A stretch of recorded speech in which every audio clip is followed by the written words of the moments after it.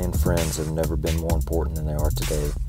Everywhere you turn, there seems to be reasons to give up or not even try at all. We want to be the light in these times and an inspiration for others to keep pushing forward. My journey of growth comes through humility, and I welcome all who are looking to grow with me. Thanks for tuning in to the Crew First Culture Podcast. Hello, everybody. Welcome back to the Crew First Culture Podcast. My name is Jeremy. I want to thank you very much for spending some time with us again today. And today you will not be disappointed. I promise it's going to be well worth your time. I've got a guest on that I have been looking forward to talking to for probably, 10, 11 months, basically ever since I've heard him talk. And so without any further, today I have Chief Frank Viscuso on with me. How are you doing today, Chief? Great, brother. Thank you so much for the invite. It's good to be here. No problem. What I like to do right off the bat is people like you that have been on quite a bit of other podcasts and things like that. I want to steer them towards some of those as far as like if you've given backstories and things like that. And so there are quite a few that you've been on. So if it's okay with you, I'd like to maybe steer them in that direction and we can kind of focus on some more recent stuff, if that's all right with you. Sure, whatever you want. Sounds good. So definitely some of those, and I'll pull up my phone real quick to make sure I don't skip some of them. I just listened to the FBNA Nation podcast that you were on. You give a little backstory there. One of my favorite ones is the Behind the Shield episode you did. Yeah. A lot of good stuff in that one. You did Fit to Fight Fire podcast, a couple Jump Seat Radio podcasts, Firefighter Toolbox, and the Weekly Scrap are kind of the main ones that I've heard and really enjoyed those. There are several notes that I've taken from those to hopefully dig a little bit further into. But that being said, without cutting you off any further, just give us a little bio, as much or as little as you want to give us, and we'll get going. Yeah, well, thank you. I mean, it's interesting you mentioned those podcasts because at least two of them right off the bat, I remember that the guys that were running those podcasts asked me if I would come on, and I was one of their first or second episodes for a couple of them. And they're doing quite well, producing a lot of content. Yeah. And I had the same conversation with both of them because they're thinking that firefighters aren't accessible. In other words, they're trying to start this podcast, and I guess they're thinking that I have a big name in the fire service. And I said I'm not a big shot. I'm just a little shot who keeps shooting, and that's honestly all I'm about. Is I'm just a guy who wants to put positive in a world that tends to sometimes steer towards the negative. I look at it this way: if you take your hands off the wheel of your car for a while, right, it drifts. Eventually, maybe it's because the road is sloped, and so it'll start drifting after a while. And I want to be that guy that kind of helps you get back on track. And I don't know why. It's how I'm made. It's how I was built. It's how I was designed as a person. It's like this is what you're here for. I am the son of a firefighter. I'm the brother of a firefighter. I followed both of them into the fire service. My brother and I actually took the test together. And but he got hired before I did, a couple years before I did, and we both rose to the rank of deputy chief prior to retiring. This is what I do full time now: is write, teach, consult, and in and out of the fire service. Just talk about leadership, team development, customer service. But it all started with the journey in the fire service. It wasn't like I wasn't a writer who became a firefighter. Be honest with you. Jeremy, when I started writing my first book, I wrote my first book with these three fingers, looking for each letter and just using that thumb for my space bar. I didn't know how to change fonts. I didn't know how to change margins, anything like that. I'm working off my first computer, figuring that as I go along. And so if you ever read my first couple of books, what you're reading are books of a guy who's learning how to become a writer. And now I'm at that point where I figured a lot of things out. It just took some while to get there. And I remember one time somebody was talking about the band, the Police. And they said, when you listen to the Police, their first records, what you're listening to is three guys learning how to play their instruments, learning how to be a band. And I don't know if I agree with that or not, because I'd have to go back and listen to it. But I guess a lot of it was experimental. And that's how I feel, is I don't have uh, things that I want to accomplish. I don't have it figured out before I try to accomplish it. I figure it out as I go. And that kind of sums up me, to a certain degree. Um, and I'm not sure if that's a background. I assume a lot of people know, I've spent over Oh yeah. 25 years in the fire service, but it's more about the drive, the passion, where it comes from. Some people could put a finger on it. Yeah. Some people can't. But I know for me, it's a desire to want to bring positive. Yeah. I like, what you just said. I think it's a really cool statement that you made. And just digging a little bit deeper into that, you said that you didn't have it figured out when you started. And that's a great lesson, I think, for everybody out there, because a lot of people are waiting until they get it figured out to Yes. get started. And that's either going to lead you to never getting anything done, or just wasting a lot of time that you could have been doing good things. And so I I wanted to make sure I made that point to kind of dig deeper into that. And I'm sure you agree with that. 100%. You Yeah. will figure out more by let's put it this way, if you're an athlete, you could practice all you want, but until you get into a game and start competing, you won't know the intensity level that you need to compete at. You won't know the pitfalls. You won't understand, like, hey, this is the point where I get tired, so this is what I need to work through. I have friends that are UFC fighters that when they're training for a 5 round fight, they're actually preparing for a 6 round fight, because that extra round is where they're going to get, that extra stamina to make sure that they can go those 5 rounds. So, things like that, you have to get in the arena at some point. Otherwise, you'll never figure out what it takes to succeed in the arena. Yeah. That's kind of a little bit of the message I try to share quite a bit, is because I think there's so many people out there that have so many great things to give. Everybody, I feel, has something to give. I don't care what it is. I don't care who you are, where you came from, what you're doing. You've got something to give. And just allowing the excuses to creep in, or the fears to creep in, or whatever it is that's blocking you from those things getting done, man. I want to really push people through that, through those times, get out of that comfort zone, and really get into why you're here. And so that's a powerful thing to really share with everybody. Yeah, and see, now you got a platform to do it now. That's what's beautiful about society today. There's a lot of negative out there, but there's a lot of people like you putting positive content out there too. So, and anyone can do it. That's the part that a lot of people don't realize, is they think that, you need somebody to come in and say, okay, now I'm anointing you, a person who can go make a difference in your organization. No, you just need to make that decision yourself, and then go do it.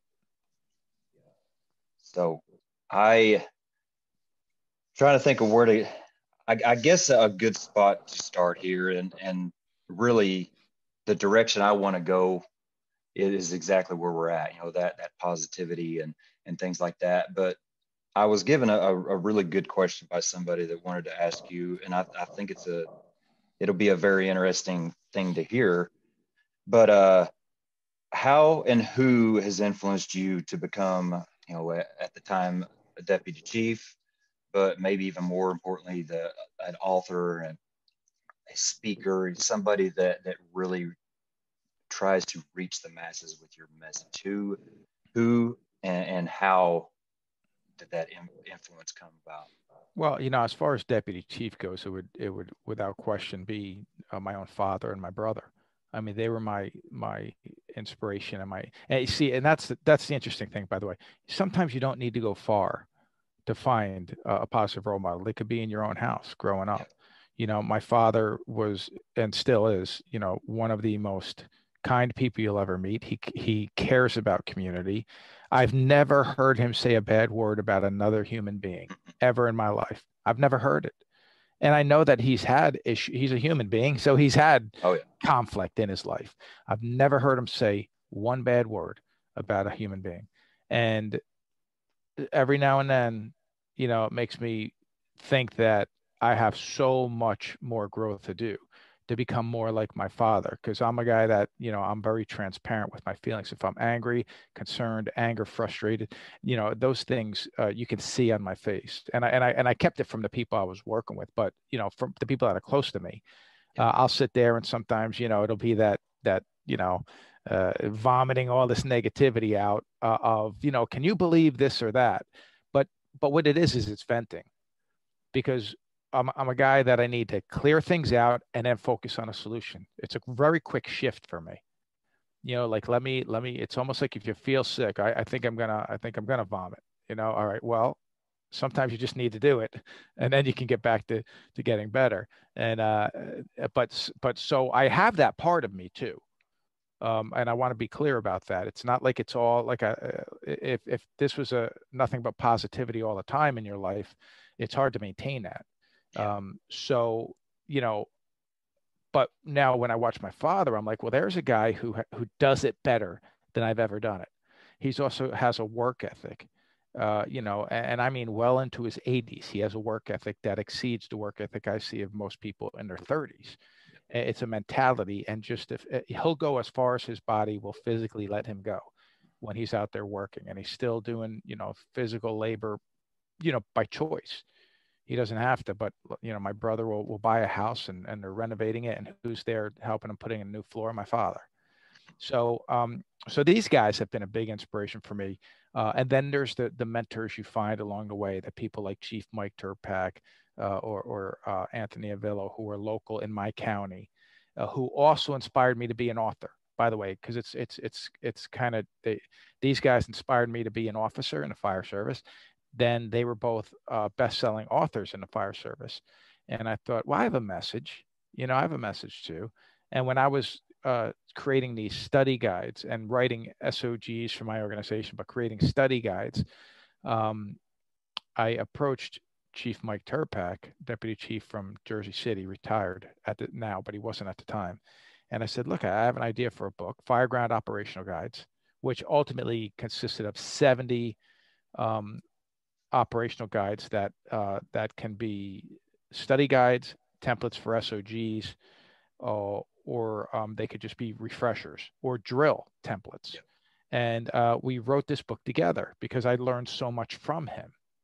And so we wrote the book together, and the book comes with a disc that if you print the disc out or put the disc in your computer and print out the content on it, you get all 70 guides. And I used to drive around in the vehicle when I became a deputy chief with those guides. And if I were to show up to a water main break and I would deal with that issue, I would then open up the guide to the water main break and say, oh, here's a couple more things I need to do that I didn't do yet.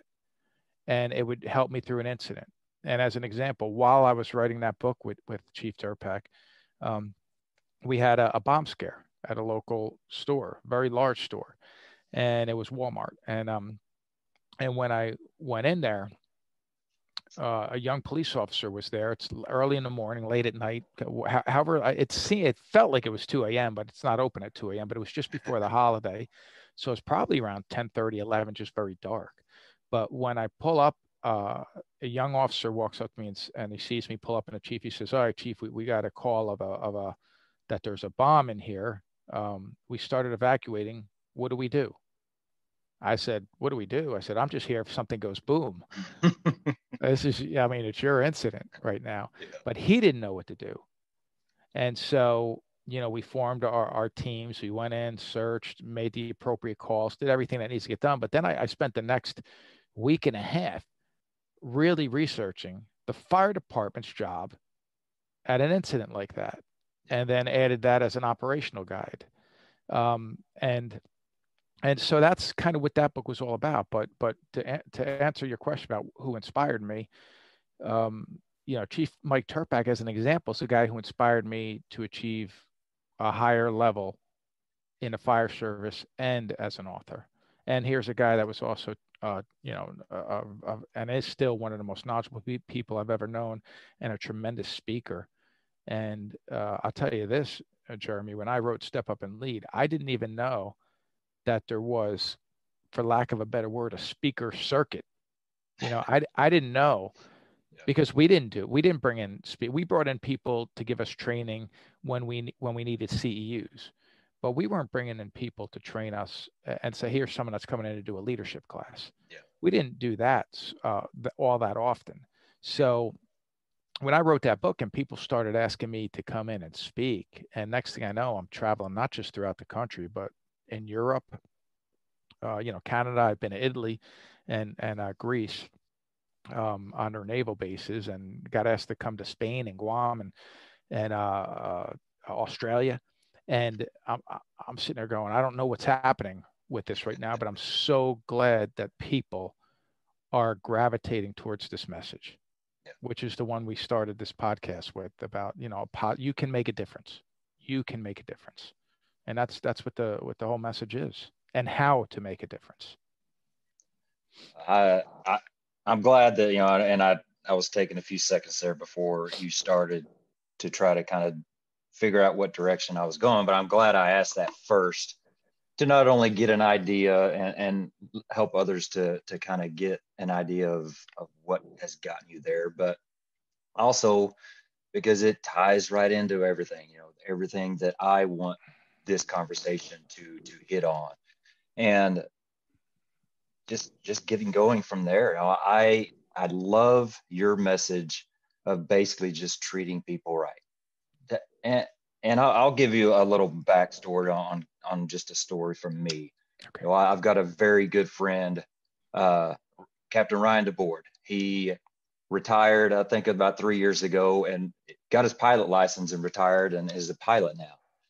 But I remember something he told me when he was studying for promotional tests. He's like, we have just books and books and information on top of information to study and all this stuff. And he told me, all of this crap can be condensed into one line. Treat people like you want to be treated. Yes. The golden rule, do unto others as you would have them do unto you. And I started, and the more, and this has been, like I said, 3 years ago, and I can't get that out of my mind. It's like, it's not that hard. It really isn't. I mean, it is, but we complicate it a lot more than it probably should. So that being said, I mean, obviously that is a part of your platform, but do you kind of agree with the simplicity of that? Not only do I agree with it, I want to stress again the simplicity of it. If you're an officer in the fire service, be the officer you always wanted as your officer. And you know what that person should bring to the table: someone who's knowledgeable and competent, somebody who cares about the people that they're leading. And if you care about the people you're leading, think about this. You and I are both dads. Okay. A lot of the people that are going to listen to this will be parents. The people that you're leading, you have to look at them like they're your children. And I don't mean that in a way where they don't know anything. I mean that in a way where, when my children do something good, I praise them for it. If my children are doing something wrong or incorrectly, I correct them. If they consistently do it wrong, I discipline them. And I don't discipline as a form of punishment. There are times as a parent, you do discipline as a form of punishment. Give me that iPad and you lost it for 3 days. There's times we do that stuff. But discipline should be a tool you use to correct. Like, I want my kids to be successful. And for me to make them successful, or give them the chance to become successful, I have to create scenarios to allow them to figure out how to, navigate through them. So let's bring this into the fire service now.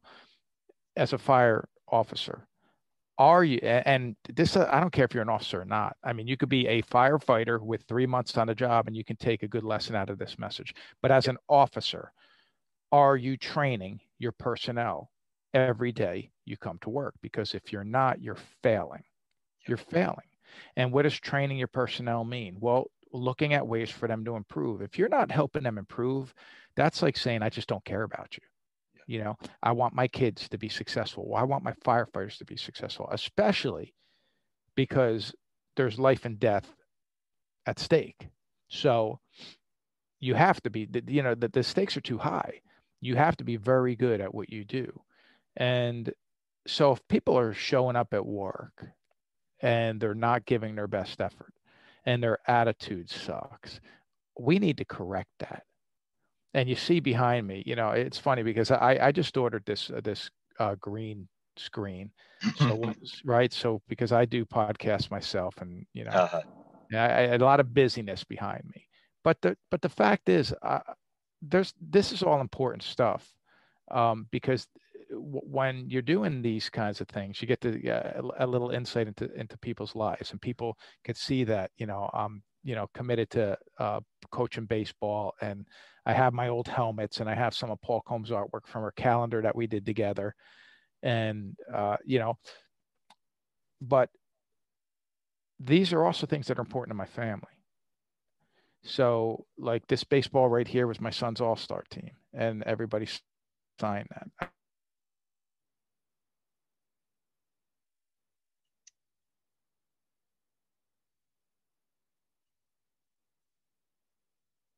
Are you there, Chief? Travel wreck. And my son says to me, Nicholas, he says, I want to, he says, I want to be a pitcher on our team. I said, okay. I said, not yet. He says, why? I want to pitch. I said, well, you don't get to pitch just because you're the coach's kid. And he says, but I want to pitch. Thinking this is going to be like, Dad, this is what I want. I mean, why can't I have it? And I said, do you really want to pitch? I said, because here's the deal. There's kids on this team that put in the work to pitch, that they go outside, you know, 3 days a week with their dad, or they take lessons. I said, if you really want to pitch, you need to put in the work. And the work is, you know, we need to do drills in the house when it's cold, and we need to go out in the backyard and throw 25 pitches every day we can. I said, do you really want to be a pitcher? He said, yeah. I said, well, it starts today. So that's what we did. Well, now he gets to the point where he's actually looking pretty good, but then COVID happens. And when COVID happens, you know, everything's shut down. We don't know if it's going to pick up again. We never stopped. Every single day, we went to a local ball field, me and my two boys and my wife most of the time, and we put them in the field, and they hit, they pitched, they fielded, they caught some balls in the outfield every single day that we could. And I would say at least 5 days a week, we did it. And got to the point where I was telling my wife, I'm like, I'm not kidding you. He's a really good pitcher. Like he's there now. Well, sure enough, he ends up turning out to be a really fantastic pitcher for his division last year, and ends up making his all-star team and pitching in a championship game, which they won. And I thought, if that's not the lesson that you want to teach your boy or daughter, if that's not the lesson, what is? I want something good. Go out and earn it. Yep. And as a dad, I'll put the time in with you. You know, that's one of the beautiful things about the fire service, by the way.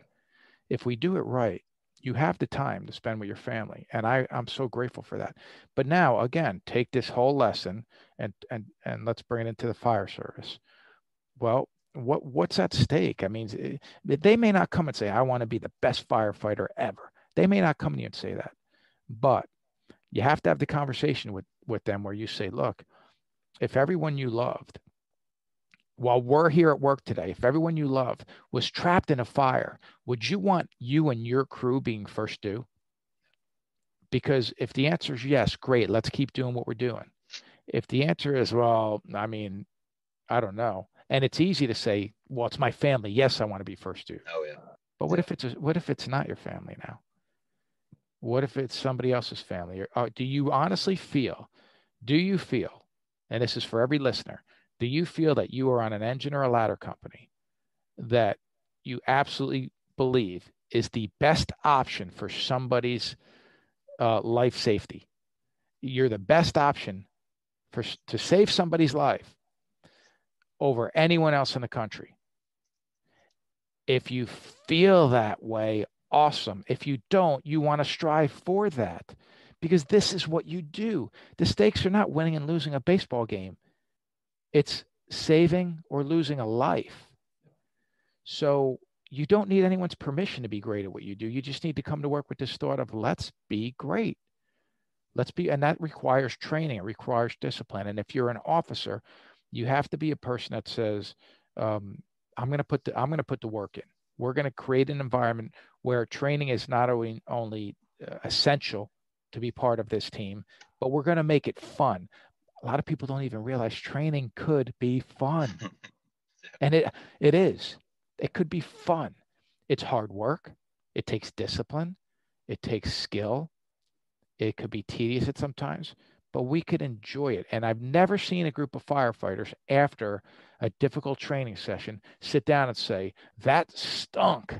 No, they usually feel good about themselves, right? It's like, hey, that was great. We got out there and we did something. That mass confidence course was difficult, or man, that was a long day of extrication training, but you feel good about it afterwards. And that's what we need more of.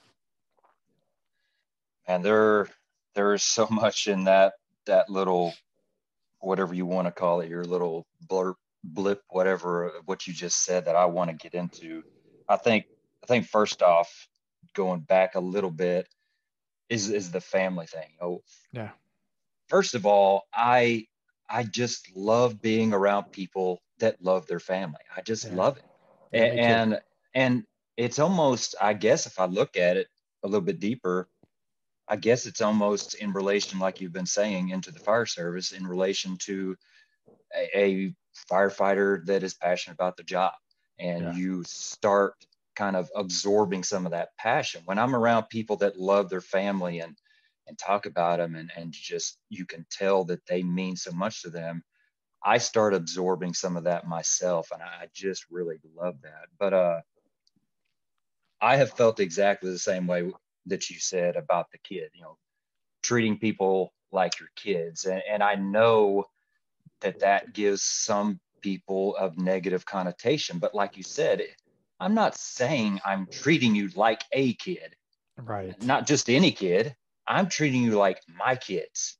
And if anybody that knows me, you probably should take that as a compliment, because I love my kids. I want my kids to succeed and to gain a productive, happy life when they get older.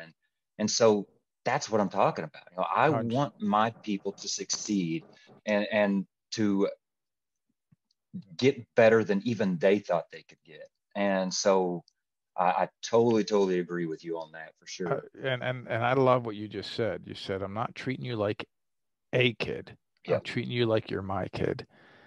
That's powerful. It's a powerful way to put it. And that's exactly how I looked at it too. Well, I'll hold you accountable. Yep. I'll send you to your room when you're bad, if you're my son. And I'm also going to hold you accountable at work if you don't do your job. But at the same time, know what my goal and what my drive is, and it's to help you succeed. Because if you succeed, we all succeed. I just love that. I could talk about kind of that forever. And it's just funny that, every time I have these conversations with people like you, you just never know where it's going to go, which is good. That's why I like it. Yeah. But it just always brings things to light that you maybe not thought about in a certain way, or maybe not even thought at all. And so just fun to see where things go like this. Yeah. Something else that I want to really touch on is kind of where you ended that conversation, or that little talk with, is the getting better and the don't need permission to be great, I think is how you say it.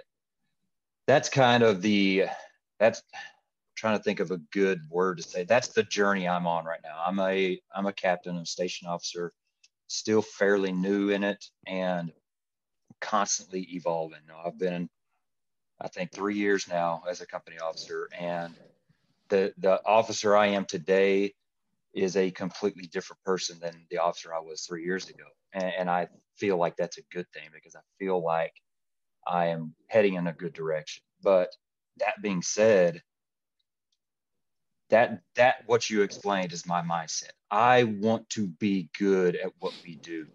And I almost feel like you you almost have to kind of, if you allow the fire service to dictate what you're training on and what you're doing every day, I don't know that you're ever going to get very good at anything, because there's so many things we're responsible for. So we have kind of boiled it down to three areas.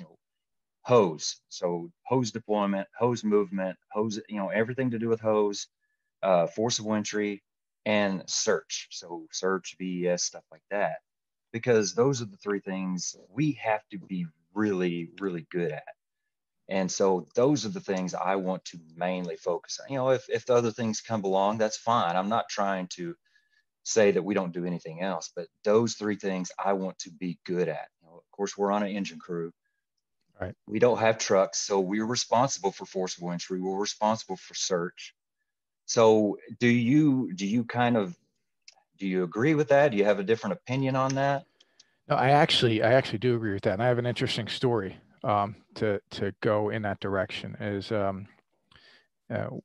I was having this conversation with my officers one year, and we start the year with this little meeting. Which, by the way, at this meeting, I I started by telling them each something I appreciated about them, about their leadership style, their work ethic, whatever it may be. I have 7 or 6 officers in the room on that particular day, and I said, hey, listen, before we get started, I want to tell you something I appreciate about every one of you, because I want a positive tone in this meeting. Because there's things that I need to correct with each one of them too, just like my boss would need to correct things with me. That's a whole different conversation. That's a private conversation. But this is a meeting where it's like, let's talk about what we're doing right for. Have you ever got to get? I mean, think about this. Think about if your boss said to you, "Let's get everybody together," and he started off by telling you the thing he appreciated the most about you. Um, that makes you feel good, right? And I understand this, and people need to hear positive. But then we talked about what we want to accomplish, and I said, "What do you guys think we do really well that we need to keep doing?" And at that point, I shut up and I started taking notes because I want to see how they like. I could tell you what I think we do really well, Yeah. but I might be disconnected to some of the things they think they do really well. And they talked about training, they talked about customer service, they talked about a lot of important stuff. I said, "What do you think we're doing wrong that we need to stop doing because we're not getting a good result?" So we talked about that. But then I said, what don't you think we're doing at all that we need to start doing? So it was a keep, stop, start conversation. What do we need to keep doing? What do we need to stop doing? What do we need to start doing? And when we got to what we need to start doing, one of my officers says, "Chief, if we're being honest with ourselves, we do train a lot." And I wouldn't change that for anything because we were training 3.5 hours a day, every day. And, but we're there for 24. You could train for 3.5 unless you get really busy days. So he says, if we're being honest with ourselves, we train a lot, but we're not doing it right. He said, right now, we have 3 firefighters that only have a few months on the job. They've never seen a structure fire yet of any significance. We have brand new drivers, and half the officers here have never been officers because they're brand new officers at a structure fire yet. Yet we did more training in technical rescue, decon, confined space than we have in basic structural firefighting these last couple of months. And if we're being honest with ourselves, we need to get back to basics. And so now I have 2 choices here. I could think, well, I'm here, this is my shift. And I could say, yeah, but we're doing that training because that was scheduled 6 months ago. And this is when they clean the tanks down at the asphalt plant. That's why we're doing technical rescue. And I could just defend and discount what he's saying. Or I could listen with the intent of understanding. Because when he's telling me this, now I'm hearing what they complain about when I'm not around. This is a bunch of crap or another technical rescue drill. That's what they're really saying. But so I said, do all of you agree with that? And the other 5 officers said, yeah. I said, okay, great. I said, Well, let's talk about this. And we talked about what do we need to be great at a structure fire. So if you're on an engine company and a ladder company, I have them both represented in the room. I said, so let's talk about our engine crew. If you're going to be successful, what do you need to be great at? Well, water supply and selecting and deploying the appropriate hose lines, right? Like you talked about. Ladder companies, search and rescue, like you talked about. Ventilation, laddering the building, forcible entry. And an engine company and a ladder company working together need to do what? Communicate. Well, those are the areas you train on right there. Water supply, a selection and deployment of your hose lines, laddering buildings, forcing entry, ventilating, and search and rescue, and coordination and communication. Focus on those 7 areas every time you train for structural firefighting.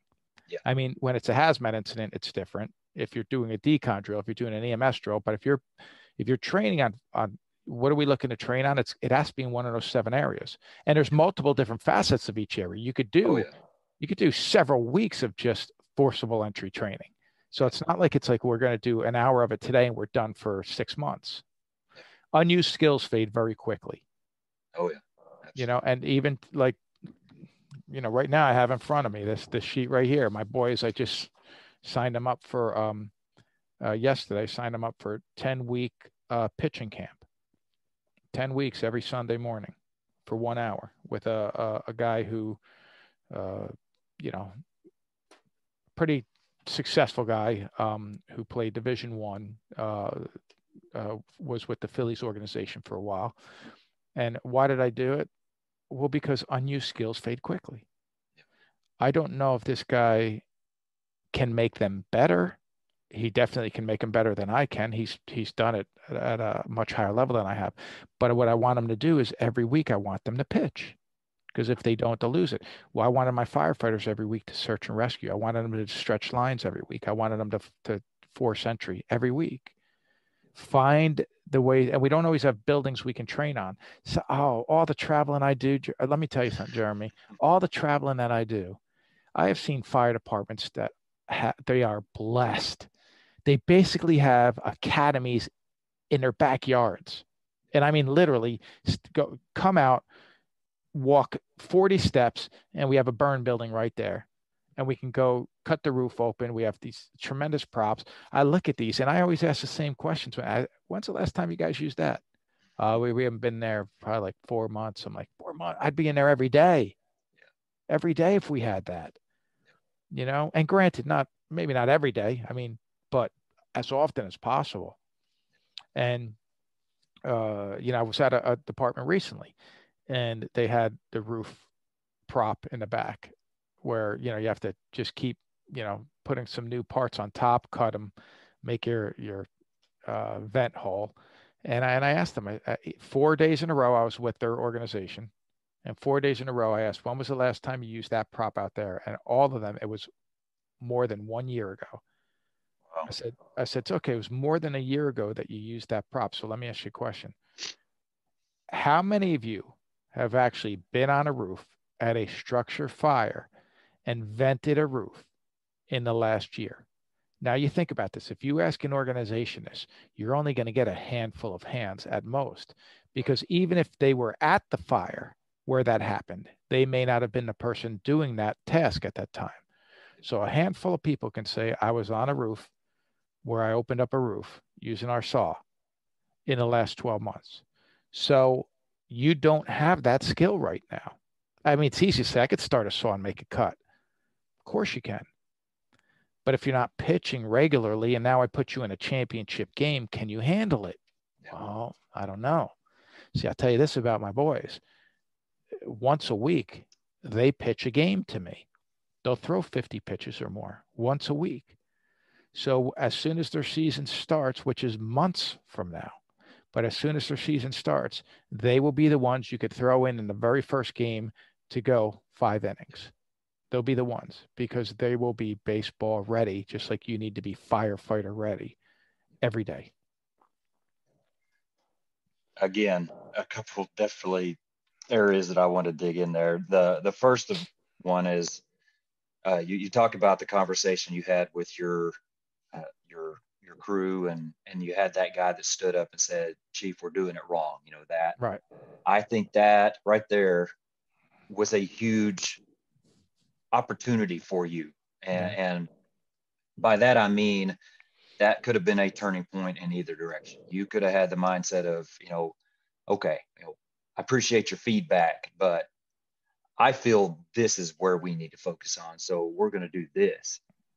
And then you got the flip side of the coin as what you did, and sit back, listen, absorb it, and and really gain, whatever you got from that. Man, like a basketball game, you talk about a 6-point swing or whatever like that. Man, that is a huge 6-point swing right there. To think of where your crew or shift or whatever that was, that where they would have been if you took that perspective and said, thanks, but no thanks. I got my own way and we're going to do this, as opposed to a crew that looks at that situation and says, that guy had a problem with what we were doing. He stood up. He was honest about it. He gave feedback. Chief sat there and listened quietly, took it all in, and he changed the way we do things because he agreed with it. Man, that is a huge swing of differences there. I mean, do you know what I'm saying? Yeah, 100%. And there's a couple of things. I mean, that's an environment that you can create. See, there's a lot of people in leadership positions that they make their decisions off fear or greed or ego. So it's easy if someone says we're doing it wrong and you're the boss, it's easy for you to say, who are you to tell me we're doing things wrong? Like you're not all right, and want to punish that person.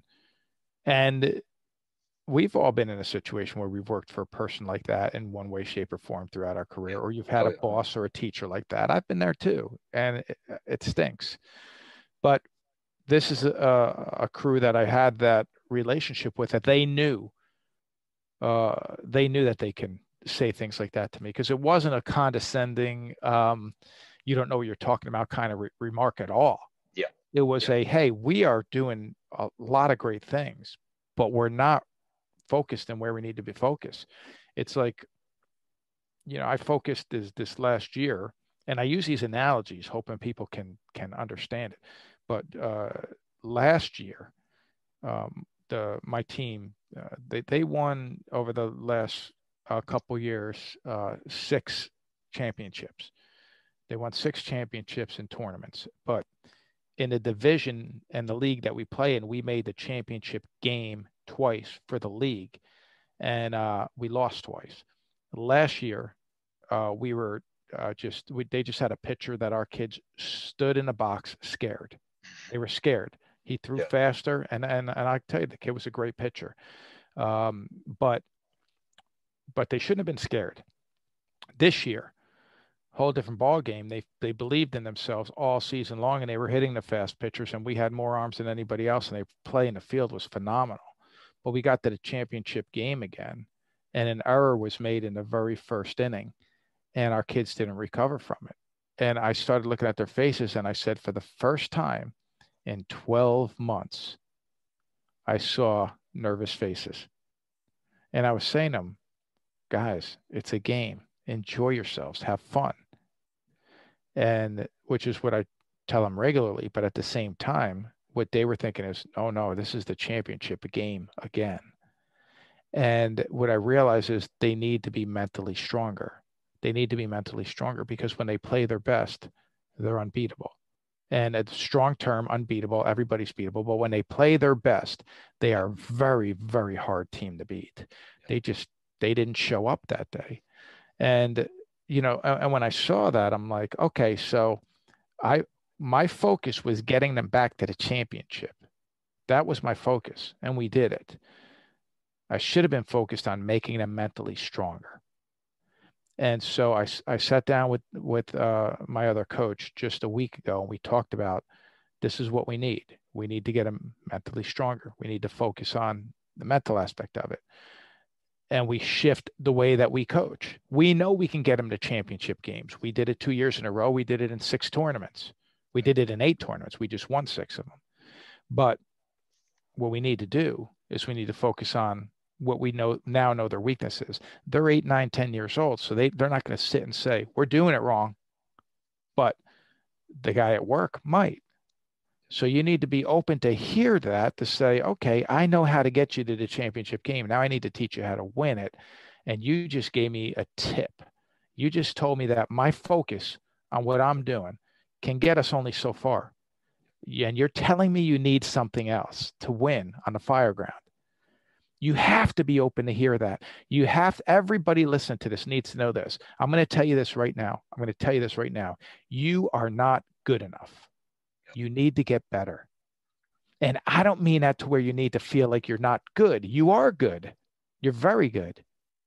You're good enough as a human being.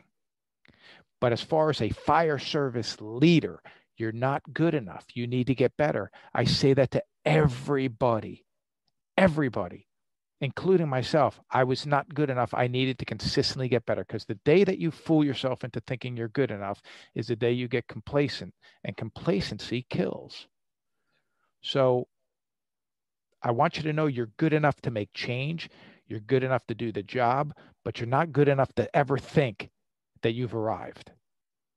So I hope I made sense with that. Oh yeah, absolutely. I think all of that is only made possible if those leaders foster an environment that people feel trusted, or people feel like they can do that they are able to be honest and able to give that feedback. And as an officer, I think it is so important to create that environment. You hear lots and lots of hold your people accountable.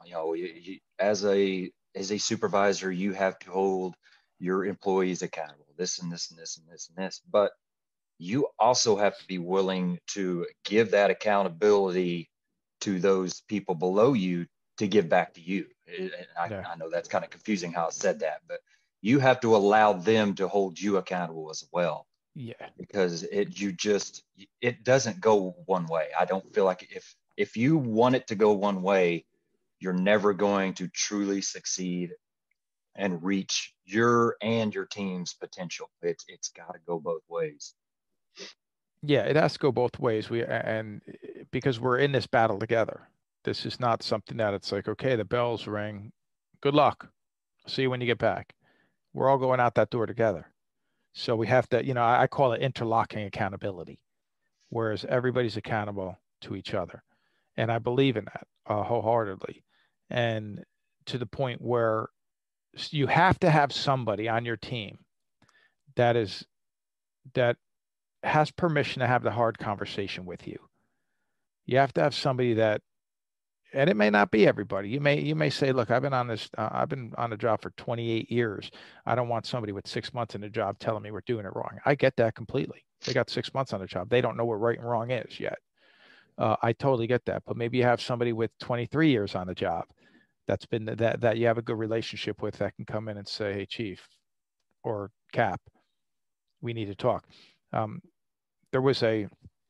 I was a young firefighter, there was a guy several years more than I had on the job that I felt like he was like the mother of the group, where he took care of things. Like if there was a problem between a firefighter and an officer, he was actually the guy like that took ownership of solving that problem, and would talk to both. And he was respected by the officers. He was respected by the firefighters. So he was a great culture creator because everybody had respect for him. And as I rose through the ranks, I find myself at one point being a deputy chief, where he's one of my senior members. And that was a great place for me to be, because I knew I had a guy that if I had a problem, I can go down to him and say, hey, listen, there's an issue I need your help with. And by the way, I want you to think about this.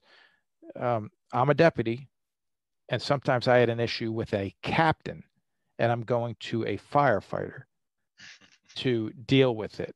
Why? Because I can easily, and I have said to the captain, you're doing it wrong. This is the way you need to do it. I have those conversations with him. But this particular firefighter and that captain had a great relationship. So when it came from him and he said, hey, look, and this is I'm just going to randomly throw out names, a Joe and Frank conversation. I'm just using my brother and my name but a Joe and Frank conversation where you sit down and say, hey, Joe, because this, I mean, that's how they talk to each other anyway. When they're let's go get a beer.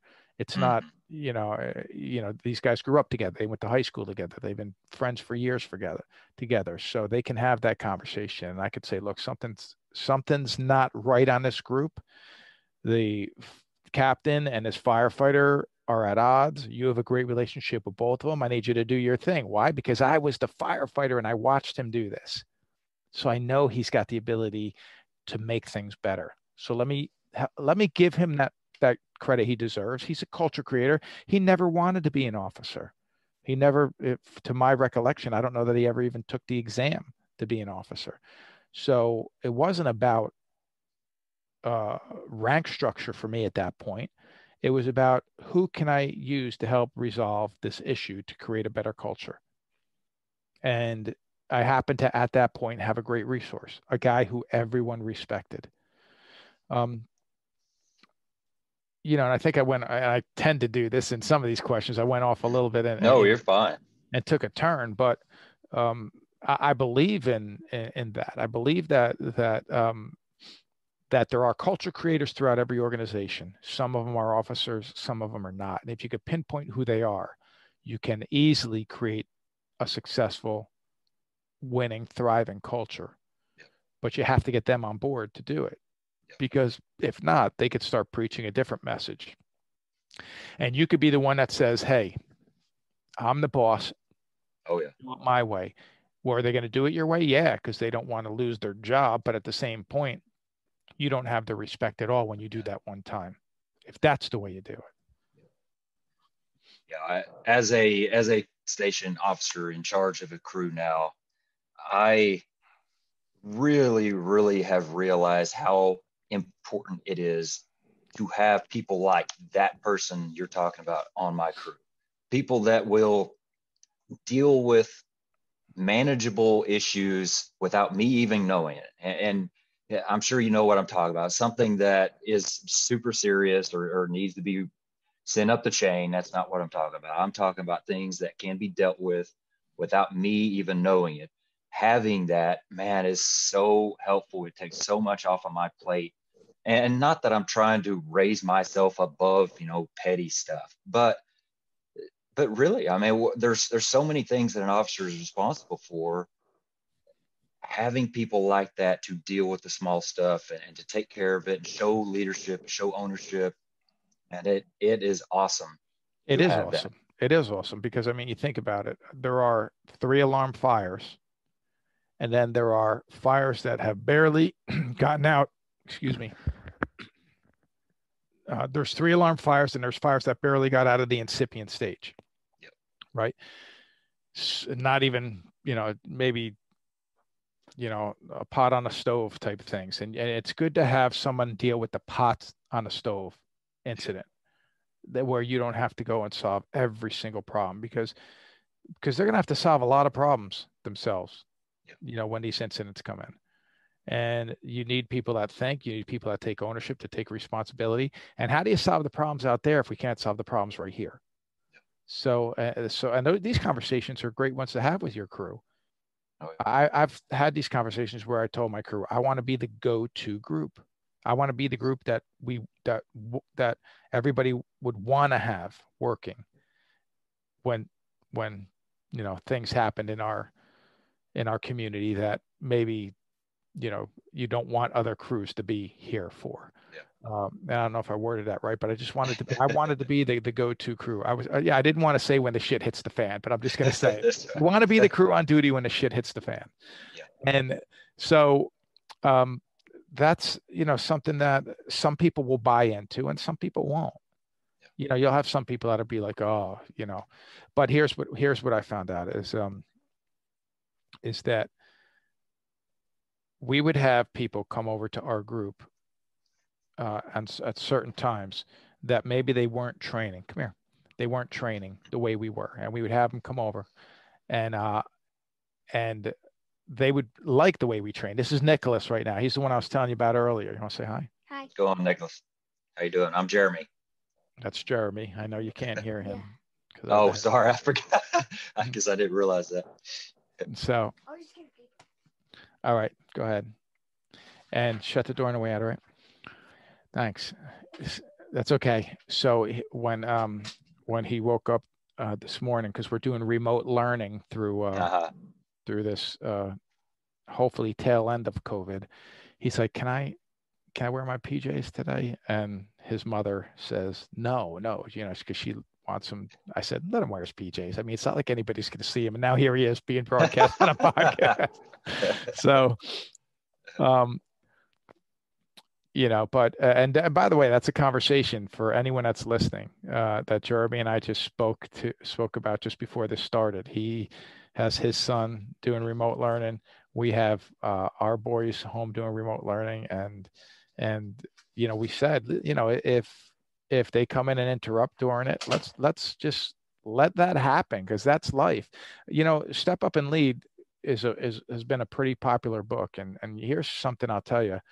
I wrote that book. I didn't have this office right now. I wrote that book at my kitchen table with one kid, who was young enough to actually be, on the table, in a car seat, so to speak, or whatever they call it, sleeping, and another one tugging at my leg. And now this is my office where I do my work, but I'm going to show you something about my office. It's a mess right now because we're cleaning it because it's almost Christmas time, but it's also my kid's playroom. It's my kids' playroom. So when I'm here writing a book, working on a new project, they're usually sitting right here playing, with a new toy, saying, "Hey, Dad, can you help me with this?" And there are times when I say, "Hey, listen, Daddy needs the next 2 hours just to focus." And there's times I ask them to shut the door, but there's times that I love when they're right here. And sometimes my dog is right here too, and I love that. I want them around me. This is why I do what I do. And try to make a difference. One of the things that we don't talk about enough in the fire service is legacy. What's a great legacy for a firefighter? You know what a great legacy is? When people say he or she was a great firefighter. That's a great legacy. And you know who they are in your group. You know who the great firefighters on your department are, or the stories of the ones who left. That's a great legacy to leave, and in this industry. But here's the thing about it, Jeremy. You don't get to choose if people say you were a great firefighter. They choose whether or not they want to say that. What you get to choose, and what I get to choose, and what everybody listening gets to choose, is what type of firefighter they're going to be when they're there. And is it going to be one that's eager to learn, willing to change and invest time, somebody who wants to train, somebody who's training even when there's not a drill going on, and says, there's something I want to learn. I'm going to pick up a book or watch a video or take that tool out and just tamper with it a little bit. Those are awesome things. My other son, Frankie, they had practice yesterday, indoor practice yesterday. After practice, we jumped on a mound. Practice was over, and we had them both throw about 25 pitches. Frankie went first, and he was off, which he's usually not off. He's usually spot on, but he was off. Nicholas came on. He pitched pretty good. Frankie says, "Dad," and we're ready to go. It's raining. It's miserable. It's now what? It's now about 8 o'clock at night. They're hungry. We didn't even eat yet. We were left for a 1 hour practice, or I'm sorry, it was 7:30 at night, but they didn't eat yet. And we left for what was going to be a 1 hour practice, and it's an hour and 45 minutes later. We were still there. And as we're getting ready to leave, Frankie goes, "Can I pitch one more time?" I said, "No, you're done." He goes, "I just want to go one more time." I'm like, "You sure?" He goes, "Yeah." That's him. That's who he is. He's the kid that says, "I want to do more." He understands the value of it. He understands saying, "I'm not good enough. I have to work harder than other kids, but I'm willing to put that time in." That's who he is. And then when people sometimes, if he has a good day and makes a good play, people will think, "Oh, yeah, he's kind of a natural." It's not a natural. He works for it. Yeah. Works very hard for it. And that's what we want with our firefighters too. None of us are natural at doing it. Vent, enter, search. When's the last time you did a vent, enter, search drill? When is the last time you actually forced entry on a door? When's the last time you did a relay pumping drill or anything? We all train, but there's so much to train on. Stay focused. And again, my kids walk in and it just triggers somebody's thoughts because, I know their work ethic. I know that I love being around them. But when I was in the firehouse, I can tell you this, I loved being around those guys too that I worked with. And I say guys, we had girls on our group too, but I love being around all of them. I think that's something I'm really trying to a mindset that I'm trying to create, and some have it and some don't, and what I mean by this is, so just an example, we did a search and rescue drill a couple of weeks ago, and before, I'm trying to think how we rotate a topic every day of the week has a topic. So for example, Mondays are Mayday, so self-rescue, Mayday drills, anything like that. Tuesdays are ladders, Wednesdays are hose, things like that. So Thursdays are rescue. And a couple months ago, we were on Thursdays, and so we did some rescue stuff. We did some drags a new way, and we really liked it. And so that's what we adopted. So two months later, just a week or so ago, it was Thursdays again, and we got out into our burn house and did some search and rescue drills, and I got on a victim and completely screwed it up. I mean, literally just 2 months from doing this same technique several times and getting good at it, I felt. But I literally, I wouldn't even, like, my body was not even in the right position, and it was terrible. And so I wasn't going to end the day like that. And, at the end of when everybody else went through it, I went through it again just so I could do it right. Yeah. And that is the mentality I really want to foster in these people that are with me is, if you're doing a forcible entry drill and you mess the tool up because you're not real comfortable about the placement and the angles and stuff, that doesn't mean that you finish that evolution and you're done. You got to want to keep doing that until you're good at it. And I want to create a feeling in somebody that just hates that. I want them to hate the idea that I screwed that up and I Yeah. need to work on it some more. You know what I mean? And that's Yeah. exactly what you're talking about, with your kids. And I Yeah. really want to create that. Yeah. And that's hard to create. And Yeah. I can tell you how I did it with Frankie, because I did help create that with Frankie. And here's how. It's how I introduce him. He's not here. If Frankie walked in right now, I would introduce everybody to him, and I'd say, "This is my son Frankie." I said, "Let me tell you something about him." And he always gets embarrassed right there, and sometimes he'll hide because he knows what I'm going to say, but he still hears it.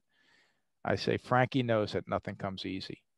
He knows that he has to work hard to be successful, but that's why he has been so successful as a young athlete and in other areas of his life, because he is not afraid of hard work."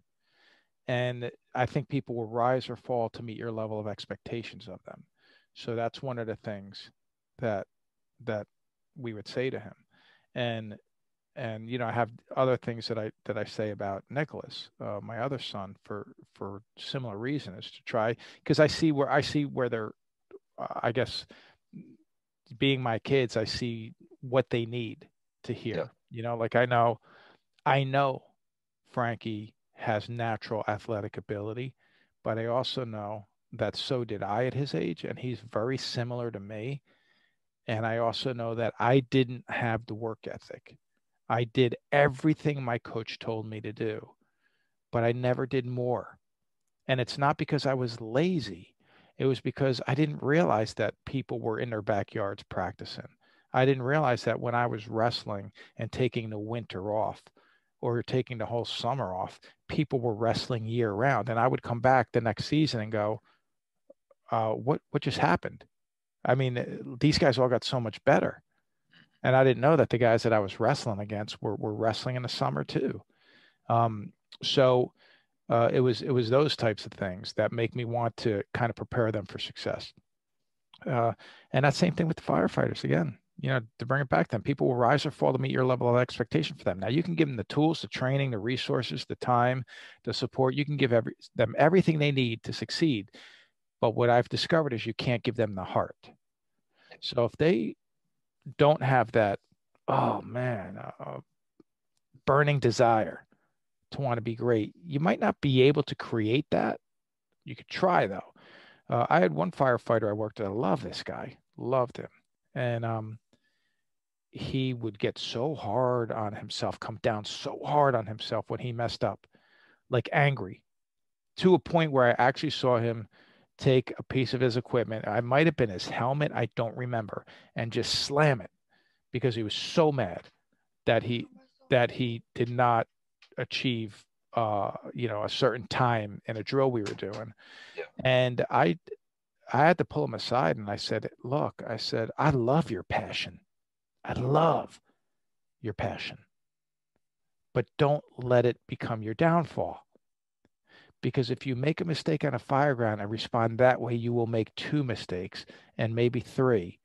And maybe the first mistake was a recoverable one and the second one won't be. I need you to maintain your posture. I need you to maintain, this even level to say, all right, I didn't do it the way I want to do it. I'm going to do it better. I'm going to do it right now. Keep your passion, but channel it. And I had to work with him on that. That's awesome. And again, I love these, flipping back and forth. We're talking family, we're relating it to fire service, we're talking fire service, relating it to family, and you saying that brings something to mind for me, family wise. And so our youngest daughter is a very intense girl. She is, she's 12 and loves basketball and softball. And in, by intense, I'd say that's probably pretty light for a 12-year-old girl. And so, she is very new in basketball. She's only played a few years and has a lot of learning and, trying to get better at it. But defense is like her specialty. She's out there and nobody's going to get by her basically. But and this is a conversation my wife and I have had with her several times. It's good to be intense and it's good to be, I'm trying to think of the word, aggressive. That's the big word we're talking about. But you have got to kind of channel that. You can't allow that to just freaking lose your mind and throw these girls around, or you got to stay within the bounds of the rules. But in no means, don't ever think that we are trying to get you to not be aggressive. Right. That's awesome. But we have got to learn how to kind of work with that and use the good of it and kind of fight the bad. And so that's right along the same lines. And that's our job. It's our job, right? Like as a parent or as a fire service leader, is to guide people in the right direction. So I love that story though, because she reminds me of the one I just said. You got that passion, you got that fire, but you need to channel it. Yeah. And that's exactly what I was about to say that's what we are supposed to do. We're supposed to find, we're not going to be given amazingly perfect people. We're given humans, and just like us, they've got good things, they've got bad things, and that is our job to boost the good, but also really dig into those negatives or the lesser parts of their character, whatever you want to say about it, and create better in those areas. And that is, if you want to boil it down, that's why we're here. And especially as parents, we're trying to create better, I don't know what a good term for that is, trying to create better people, and so I better love it. People, people that can find their way through life, and I mean, think about it. I want them to have life lessons so they're more prepared to navigate through challenges. And it's the same reason why when you train, you want to train with try to create some real world scenarios, some realistic situations to put people in to help them perform at a high level. It's similar to like Sully landing the plane on the Hudson River.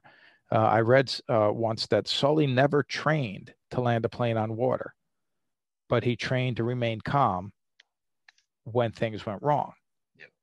and was able to do so in the most dire consequences and save all those lives.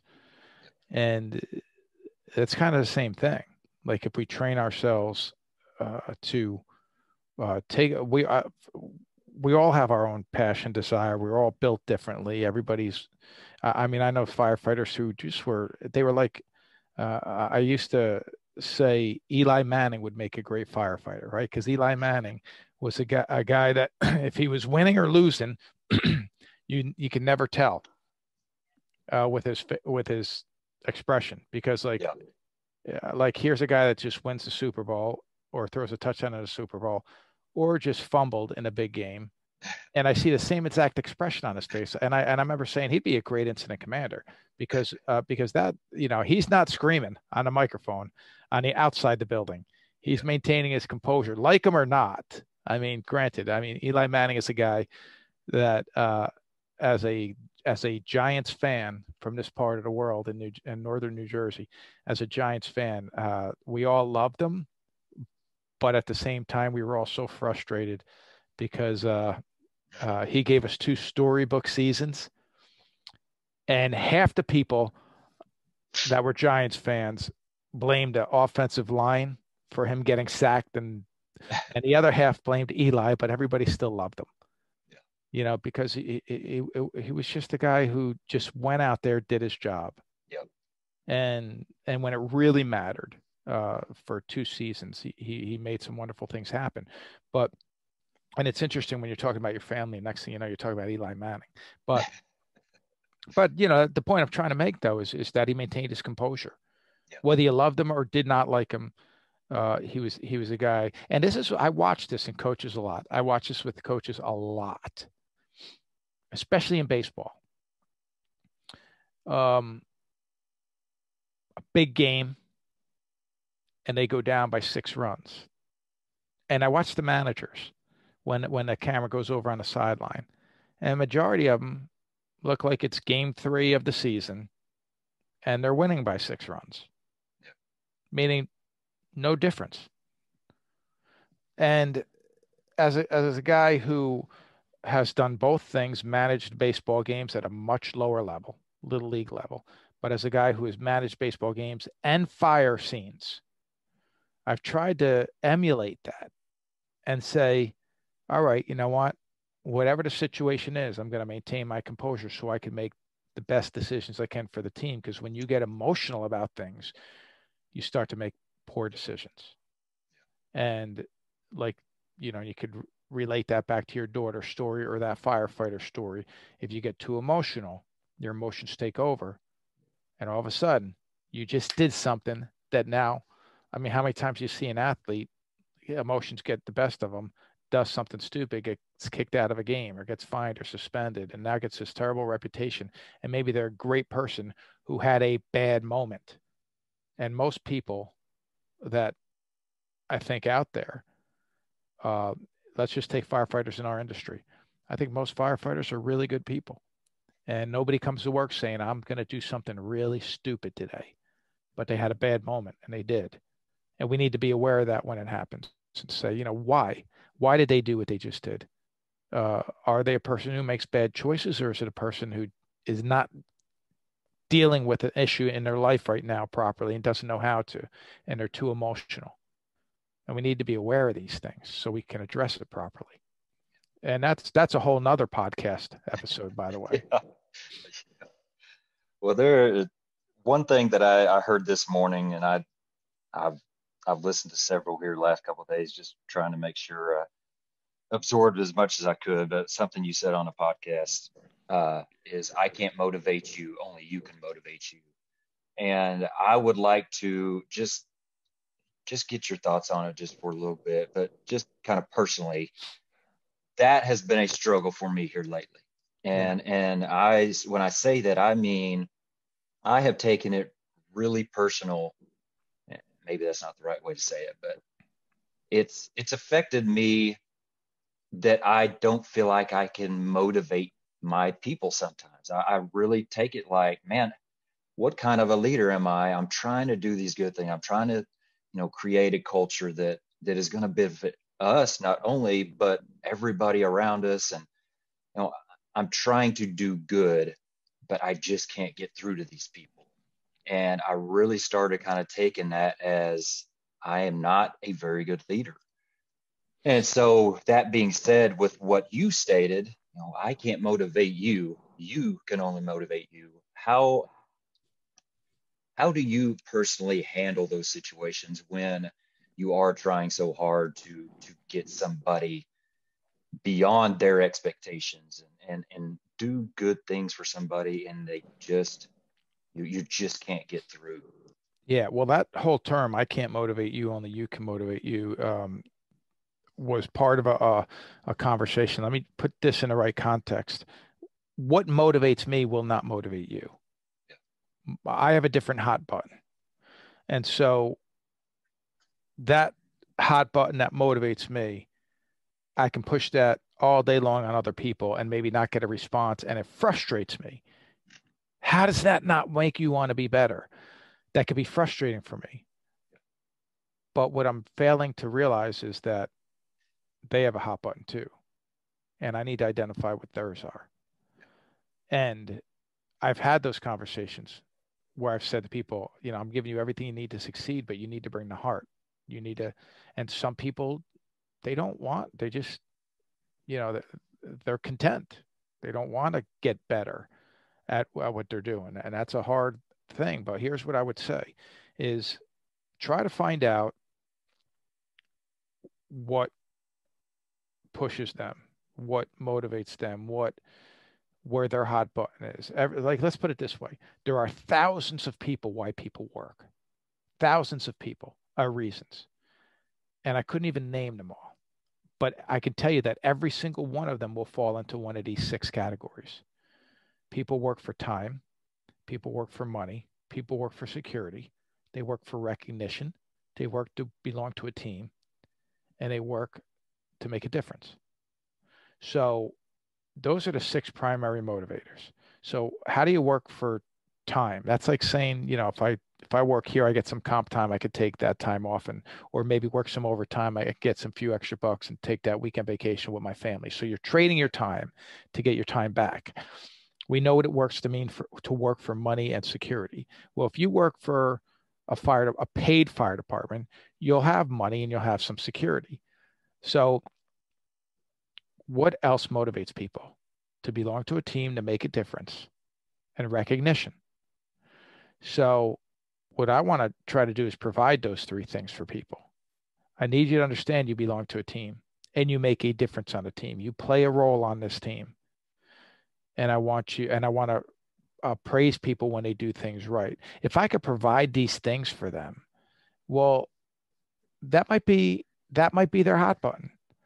I've seen this before. I mean, listen, there's one kid that motivated my entire baseball team when he was 7 to do something they still do today at 10. At 7 years old, we had run 2 practices in a row. And at the end of our first 2 practices, this little boy came up to me and said, "Coach, thank you." And just reaches up and shakes my hand. And I said, "You're welcome." So the second day he did it, I went up to his father and I said, "Yeah, it's the 2 days in a row that he came up and thanked me for practice." I said, I've coached at that point probably about 15 teams. That's the first time any kids ever come up and really meant it. Yeah. And not at the end of the season, at the end of a practice. So the third practice, I brought the entire team together. We do life lessons. We'll do a 1-minute life lesson at every practice. Like I'm going to do one on body language at our next practice. Your body language is telling people around you. It's speaking to them. If you're angry, if you're scared, your body language is telling the story of what you are right there. So if you step into the batter box scared, that pitcher's going to know it and take advantage of that moment. So that's going to be our life lesson. But our life lesson this day was appreciating people that put time into helping make you better. And I talked about this little boy, Jack, and I said, Jack has come up to me 2 practices in a row and thanked me. And then I watched him thank the other coaches. I said, it's made such an impression on me. I want all of you to do it. And I said, and I don't want all of you to do this because I need this for me. I want you to do this because you will make an impression, the right impression on all the people that are going to help you moving forward. Do this with your teachers after school each day. Do this with your coaches on your other teams. And I promise you that it's going to help you in life because they're going to see that you value them and they're going to put more time and effort into helping you because people want to help people that want to be helped. And they all do it to this day. You know, at the end of each practice, we have 12 kids coming up to every coach. Thank you, coach. Thank you, coach. Thank you. All you hear is thank you for the last minute of every practice. It's a beautiful thing. And there's another thing, by the way, just because I'm on this topic, I want to put this out there. Yeah. On my team, you are not allowed to make a negative comment about our other players. Like if they're having a bad day, you can't come down on them for having a bad day. You need to say words that will build them up. That's number one. And you're not allowed to cheer for the other team to fail. Yeah. Because my son has played in games where, you know, a ball's hit to the outfield and he's got kids 3 years old yelling, drop it, drop it, drop it. But he doesn't drop it. And I said, if I ever hear you yell, drop it, you'll sit on the bench. We don't allow that. Well, also with my group, we were a family. Fire department, we were a family. And we could talk about things we're unhappy about as long as we're talking about solutions. But we didn't want negative talk about the people that weren't working that day in a way that it was condescending or could hurt them. It was, if there was something that needed to be discussed, come to my office and talk to me about it. So one day I show up at work and there is a captain from another group working with us that day, talking about a firefighter from another group. And when I walked into the kitchen, he's holding court. He's got my entire, you know, an engine and ladder company around him. And I could hear as I'm walking in, he's saying really condescending things about this firefighter. And I walk into the room and he sees me. And when he sees me, I know he initially didn't think, oh, what do? I just got busted.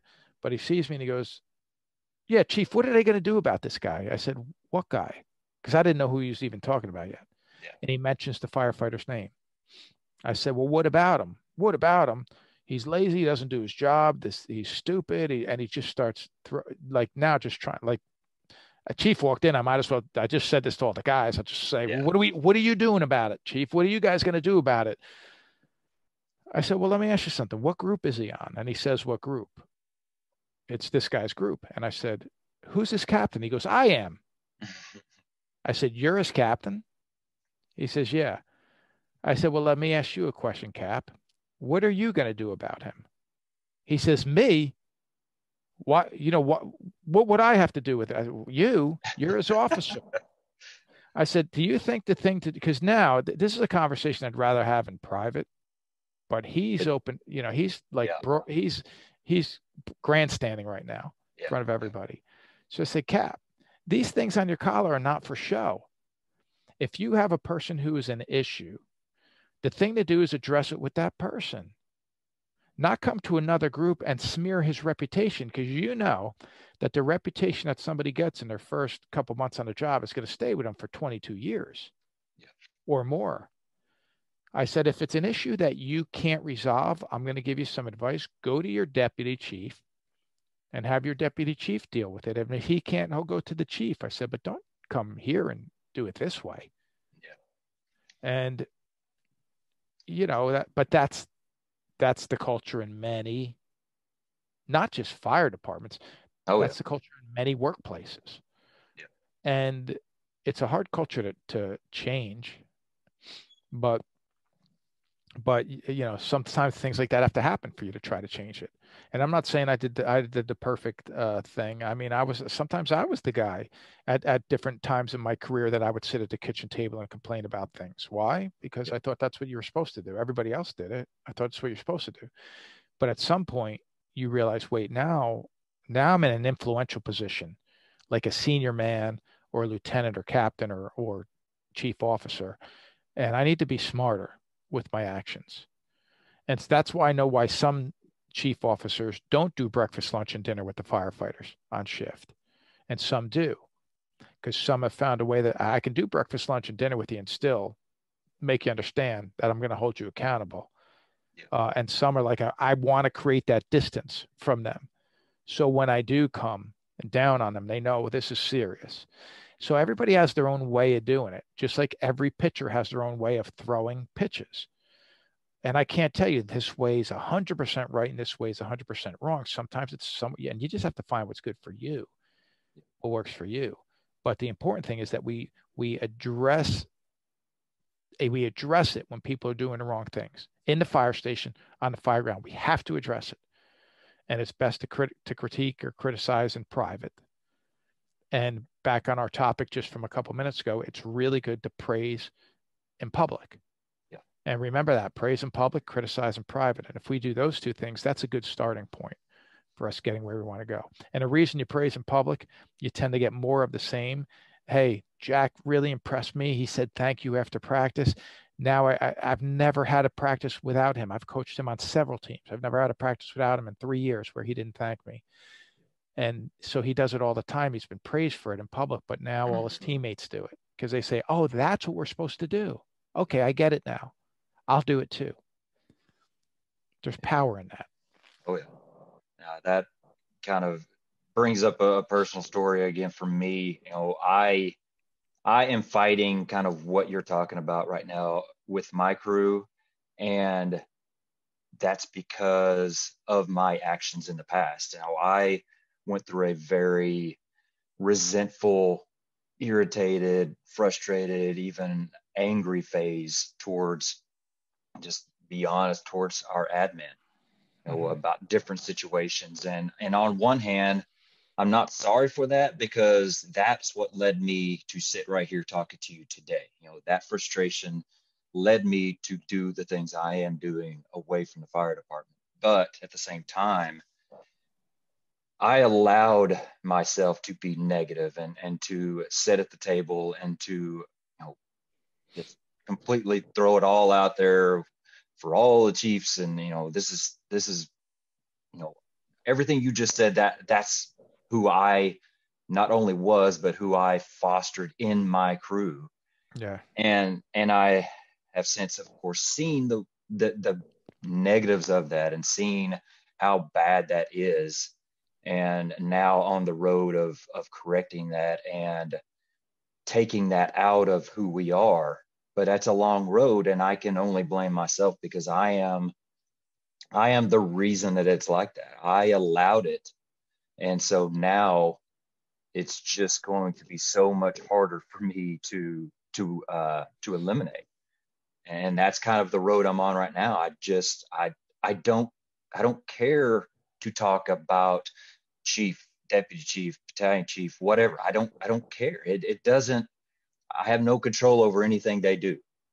So it doesn't do me or any of my people any good to sit there and gripe about them or show frustration about them or anything. So let's not do it. And it's on a road that I need to be on to do better. But I'm just saying, when you allow those things to occur and then you really see the light of what you're doing, it creates a hard road to come back from. Sure. Yeah. Well, but the important thing is that you recognize it. See, I did it too. And I think it's as you get older, more mature, more experienced, maybe reach different levels in your career, you start to see things a little bit differently and say, all right, that's not the right way to do it. Yeah. But I know very few people who did not go through that phase. Yeah. Very few. Matter of fact, I can't even tell you anyone I know for sure who didn't go through that phase. Yeah. Because I've heard tons of people, sit down and complain. The people who didn't complain were usually the people who didn't say anything at all. Because you have those people that just, I've worked with some people that I never even knew what their voice sounded like. I'm not even joking about that. It's like, I have one kid on one of our teams. He's a shortstop on one of our teams that it took 2 years before I heard his voice. The kid's phenomenal baseball player. He just barely talks, and he's very quiet when he does. And when all the kids are chanting positive stuff, and he's not even chanting, he's just sitting there smiling, enjoying the moment. I had firefighters like that too, where it's just different personalities. And I kind of like that because they don't spread negative, but they're not talking about solutions or talking positive either. They're just there in the room. We all need to learn to be better. We all need to learn to channel our energy that way. But I ask this in my seminars. I say, how many people in this room have ever made a mistake, whether it be wearing your uniform or not, have made a mistake that you regret? That if you could go back and change it, if you could, you would. And every time, every hand in the room goes up. And we're talking sometimes 200, 300, 400 people. Every hand in the room goes up. And I make them keep their hands up for a while. I want to see all of you. Raise your hand. You made a mistake. Okay. Put your hand down. And this is what I say to them. Forgive yourself. Yeah. You have a right to become a better version of who you were. But you have to forgive yourself for the mistakes you made, for the way you did things wrong, and understand it was a stage. It was a phase. We all go through it. There's very few things I talk about when I talk about in my books. I talk about ways not to do things. There's very few things I talk about that didn't come from personal experience, mistakes that I made. And that's why I'm passionate to talk about this thing, because I don't think experience is the best teacher. I think other people's experience is the best teacher. And I want to give people my experiences to say, if you're that person who has complained instead of focused on solutions, I've had a phase of my life where that was me. I've been there. And I guess what? I didn't like being around me during that time frame. So I can't imagine anybody else liked being around me, because I'm like, like there's a couple, you get to that point where you'll hear somebody say, man, you're miserable. And you'll sit back and think, I guess I do sound, but I'm not really miserable. No, you are miserable. If other people don't want to be around you, you're miserable. But what we need to realize is this. People judge us on our actions, not our intentions. You judge people and I judge people. We all judge people, not deliberately. It's just an instinctual thing. You are getting an impression of someone. You're determining what you think that person's all about when you meet them based on their actions, not their intentions. So we need to be more aware of our own actions, because if we're doing things that are counterproductive, people are going to look at us that way. If we're complaining, and we're complaining because we honestly want positive change. That's why we're complaining. But we're complaining because we want positive change.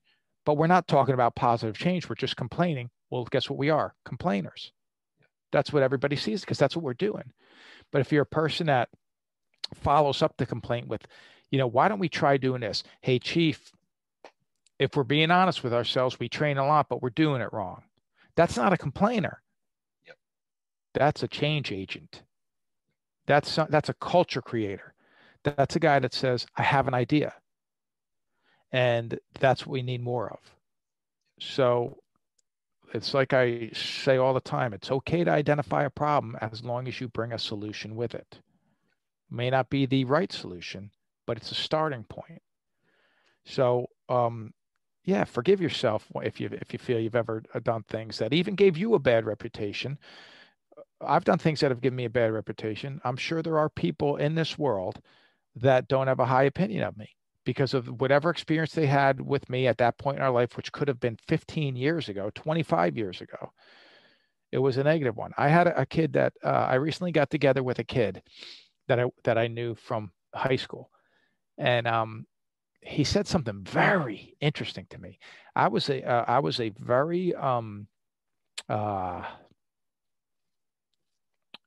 what's the word? Insecure kid when I was younger, when I was the age of my boys. And Frankie's older than Nicholas.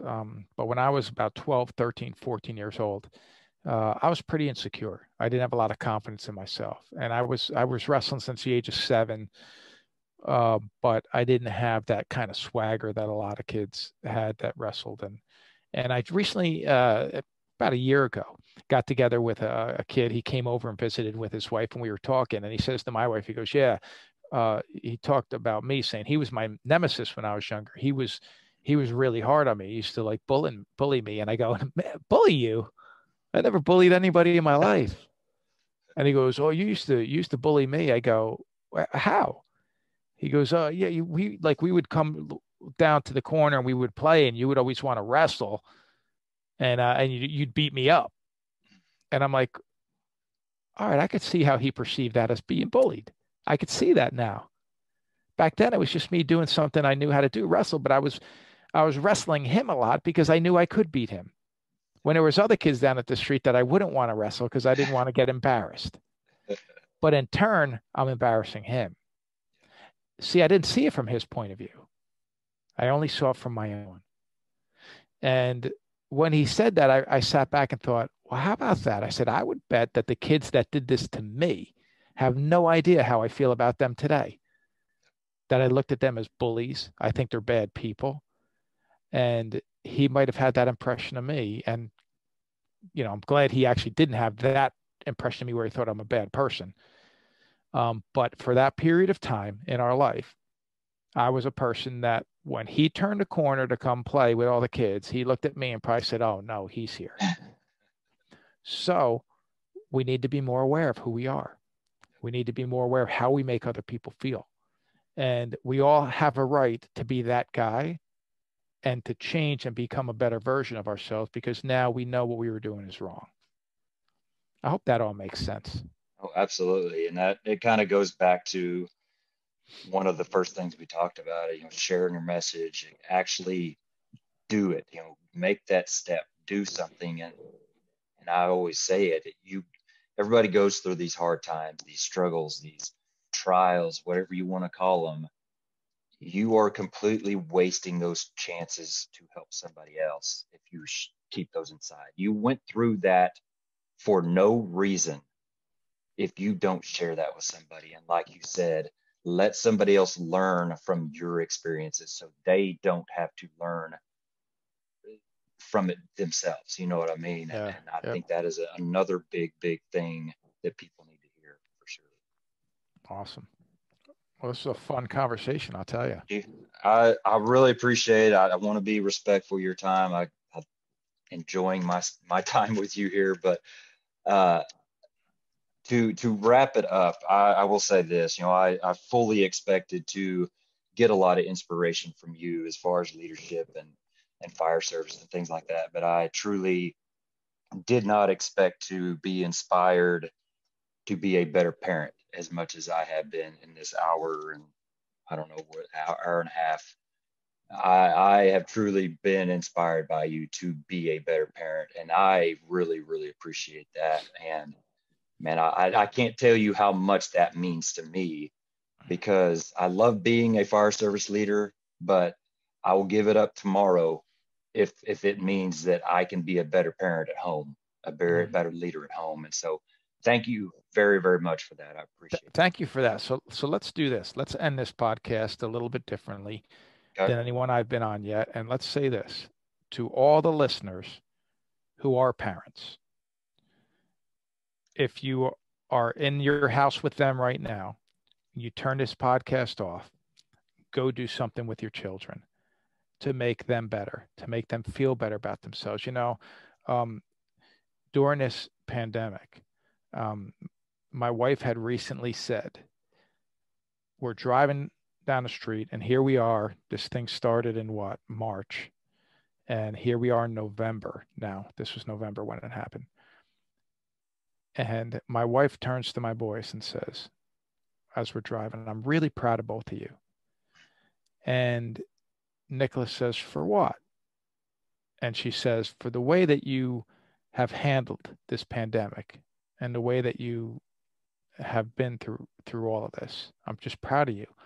And Frankie says, honestly, I don't feel like there's anything different. And what we took away from that is because they still feel loved, they still feel safe, they still feel valued.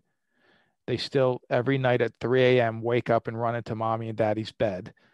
And we still praise them when they do things right. We still have family dinners together. We still do all these things that make them feel like the world is going crazy out there, but not in here.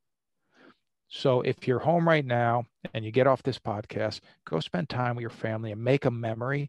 If you're not home right now, maybe you're at work, maybe you're driving, the next time you are with them, turn off the world and just turn on that moment. Yeah, so thank you for saying that. You're welcome. Before we go, I'll give you a chance to kind of let everybody know where to find you, get a hold of you, any kind of information or that you want to share, and we'll get off here. Listen, I'm very easy to find. I mean, on social media, it's mostly my name, Frank Viscuso, spelled Viscuso. That's one of my dad's Christmas presents back there hanging out. But on Facebook, I have a Step Up and Lead page, and if you Google that, or I'm sorry, if you search for that, you'll find it. It's got about, I think, like 65,000 members on it. So I do a lot of activity on that. Probably where I'm the most active. But you'll find me on LinkedIn, Facebook, Instagram, you name it. And then my website is my name too. I try to keep it simple, frankviscuso.com. There's information about books and seminars, and I will share this for the firefighters that do want to get promoted and are looking to advance their careers.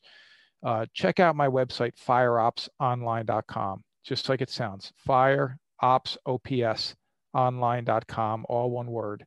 Everything's free. Not selling anything on it. There's a store there with links to the books. I'm not trying to sell you a book there. Trust me, it's all free information. It's articles, it's test your knowledge, it's snapshot size ups, it's podcast interviews. It's just a whole bunch of free content just to help us be better at our craft. And it's a starting point for a lot of people. So those are the best ways to get a hold of me. And thank you, Jeremy. Thank you. I appreciate it. I want to just end by saying, as speaking for the fire service, thank you for what you're doing. Thank you for what you've done. And I definitely look forward to whatever's to come and hopefully be able to get back and discuss some more stuff with you. Thank you. Yeah, I look forward to that. Thank you, but you have a great day. You too. Bye-bye. Thank you once again for spending some time with us today. I really appreciate you tuning in. I hope that you enjoyed the show and gained a little knowledge, a little growth, grabbed a few takeaways, and hopefully it'll carry you into the rest of the week and look forward to seeing you again. Wanted to take a short amount of time to thank my podcast sponsor, Woods Forcible Entry Door Kit. It's a great product. I love it. I own one myself. We use it all the time at the firehouse that I'm at and just really love it. Great tool for training, great tool for exercise and working out. And I've said it before, this is a group of guys that are doing great things for the fire service and just a good, solid group of guys. So I'm very appreciative for being a part of that team. So thank you to them. Please go check them out. And as always, if you don't mind, share, like, subscribe, download, whatever it is on whatever platform that you're listening to. If you enjoy what you're hearing and appreciate the content and the guests, I would really appreciate taking a little bit of time and doing that for me. Just to kind of helps the visibility of the show and just helps me, to be honest, know that I'm doing the right thing and headed the right direction. So thank you very much for everything you do and sharing the show and just helping me get my message out. So thank you. Hope you have a great week. Look forward to having you on back again. And until then, stay safe. Take care of each other.